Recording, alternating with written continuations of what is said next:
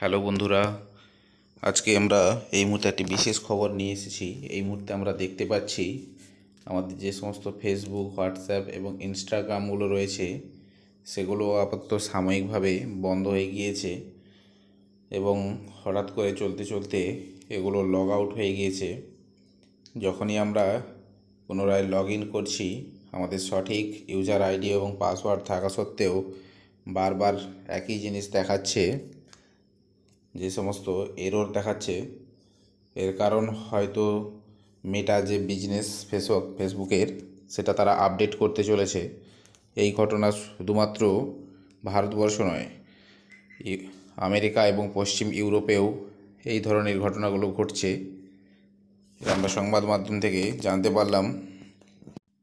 আগামী দিনে এই ফেসবুক, ইনস্টাগ্রাম, হোয়াটসঅ্যাপ এই ধরনের যে সমস্ত মেটা সার্ভিসগুলো রয়েছে সেগুলো ব্যবহার জন্য তাদের নতুন যে সমস্ত পলিসিগুলো রয়েছে সেগুলো আপডেট হবে, নাকি এই সমস্ত অ্যাপসগুলি ব্যবহার করতে আমাদেরকে অর্থের বিনিময়ে কিনতে হতে পারে, সেগুলো দেখার অপেক্ষায় থাকলাম।